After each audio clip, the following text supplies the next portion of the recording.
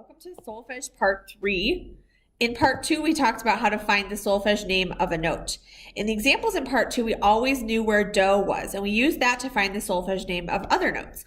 In Part 3, we're going to learn how to use key signatures to find the solfege name of a note. And then with this method, you'll always be able to figure out the solfege name of any note.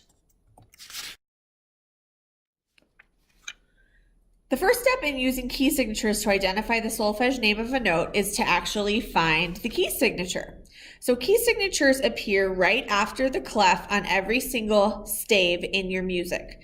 They're made up of either sharps, which look like hashtags, or flats, which look like skinny squished lowercase b's. Key signatures will have only sharps or flats. You're not going to see them mixed together, so it's just going to be sharps or flats. And you're not going to see naturals in key signatures either, so don't worry about those. We treat key signatures with sharps differently than we treat key signatures with flats, so we're going to look at them separately. We're going to begin with looking at key signatures that have sharps. The first step in the process is to find and circle the very last sharp. Last refers to the sharp that's furthest to the right or furthest away from the treble clef. So it's not this sharp or this sharp, but this one, the last sharp. We're going to circle that. It's also important that you know that if there happens to be only one sharp, that sharp is considered the last sharp. In step 2, we're going to use the rule for sharps. The last sharp is T. We're going to circle that last sharp and we're going to label that sharp T. That means that a note that occurs where that sharp is would be a T.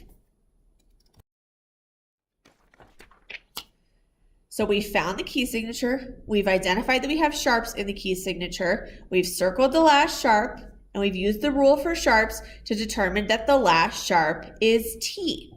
So let's look at this note here and figure out the solfege name of that note. You can see that it's lower than our first note, T, so we're going to go down our solfege scale. If this is a T, here's my La, So, Fa. So the missing note here is Fa. Let's go through another example of a key signature that uses sharps. First, we find our key signature. We notice that there's sharps in the key signature and we're going to circle our last sharp. Then we use the rule for sharps, which is that the last sharp is T. So we know that this note here on space 3 would be a T. Now we're going to find the solfege name of the rest of the notes in this example. The first note is below T, so we're going to go down the solfege scale. T, La, So. This note is a So. We have to go up for the next note, so we're going up the solfege scale. So, La, Ti, Do. You can go back to that last sharp, which you know is T, and also just go up to find that this is a Do. So if I know that's a T, that's a Do. Again, there's just a lot of ways to check that you're on the right track. The next note goes down, so I'm going to go down the solfege scale. Do, Ti, La, So, Fa, Mi. For the next note, I'm going to go up. And those two are right next to each other, so I just have to go one note up the solfege scale. This is a Mi, this is a Fa. Then for the last note, I'm going to show you two different ways to do it. One is just the normal strategy of going up the solfege scale, so Fa, So, La, Ti. But then there's a shortcut way, which is of course to realize that this note is also on the same space as our last sharp. So we automatically know that that's a T. Okay, that's it for sharps. Now we're going to move on to flats. The process for flats is the same. However, the rule for flats is different than the rule for sharps. The first step is to find and circle the last flat. Don't forget that if you have only one flat, that is still considered the last flat. So we're finding and we're circling our last flat. Our rule for flats is that the last flat is Fa. So we're going to circle our last flat. We're going to label that last flat Fa. That means that the note that would occur where the flat is placed would be a Fa. And it's important to know that where the flat is placed, you're looking at the open part of the B.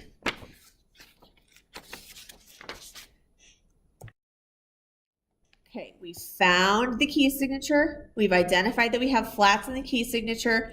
We've circled the last flat, and we've identified that the last flat is fa. So let's look at this note here to figure out the solfege name of that note. You can see that it's lower than our first note, fa. So we're going to go down our solfege scale. Fa, mi, re, do. The missing. Let's go through another example of a key signature that uses flats. First, we're finding our key signature. Then we're going to circle our last flat. Then we use the rule for flats, which is that the last flat is fa. So we know that this note that would be here on space 2 is a fa. Now we're going to find the solfege name of the rest of the notes in this example. The first one is just above our last flat fa. So we go up our solfege scale to determine that this note is a so. For our second note, we need to go back down the solfege scale. So if this is a so, fa, mi. Our third note goes up, mi, fa, so, la. The fourth note goes down, la, so, fa, mi, re, do. Lastly, we go up to find the last note, do, re, mi, fa.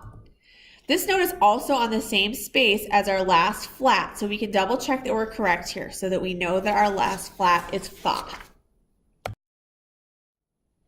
There is one weird exception that you should know about. The key of C major is the only key signature with no flats and no sharps in the key signature. Unfortunately, there's not a trick to figure this one out. You just have to memorize it. When there are no sharps and no flats in the key signature, do is on the third space C in treble clef and on the second space C in bass clef. Okay, this is really important. If you don't remember anything else from this lesson, you have to remember this part. The rule for flats is the last flat is fa, and the rule for sharps is the last sharp is T. My trick to remember is that flat and fa both start with F, and things that are sharp are pointy. Get it? T? In the next part of our lesson, we'll learn about finding the solfege name of notes with accidentals in front of them.